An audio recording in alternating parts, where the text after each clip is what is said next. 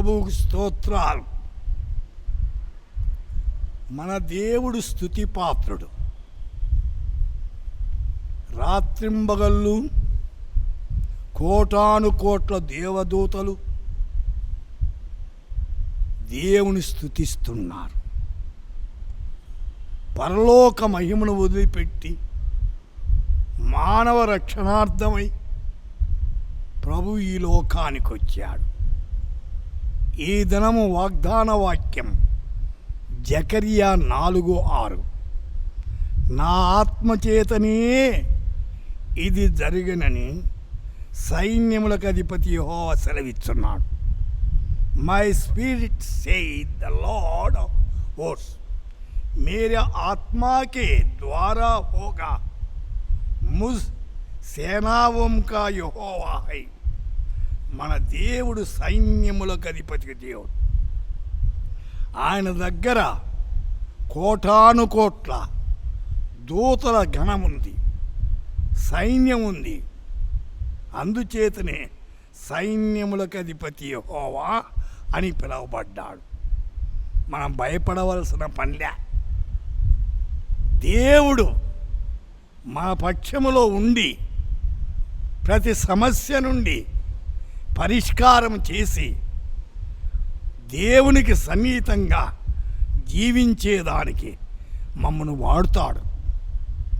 హోషేయ గ్రంథం 1వ అధ్యాయం 7వ వచనంలో యూదావారి ఎడల జాలిపడి ఇల్లు, ఖడ్గము, యుద్ధము, గుర్రములు, రౌతులను వాటి చేత కాక తమ దేవుడిని యెహోవా చేతిని వారు రక్షించు.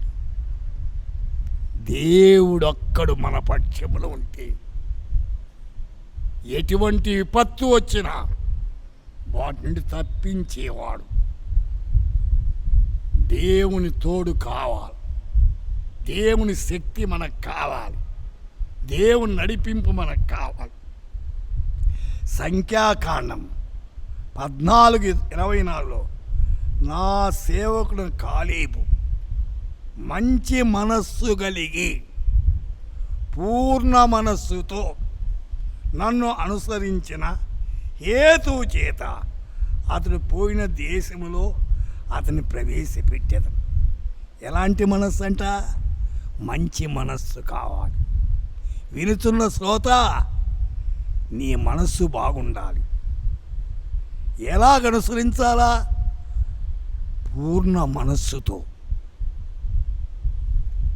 మనస్సుతో ప్రభువును వెంబడిస్తే, అనుసరిస్తే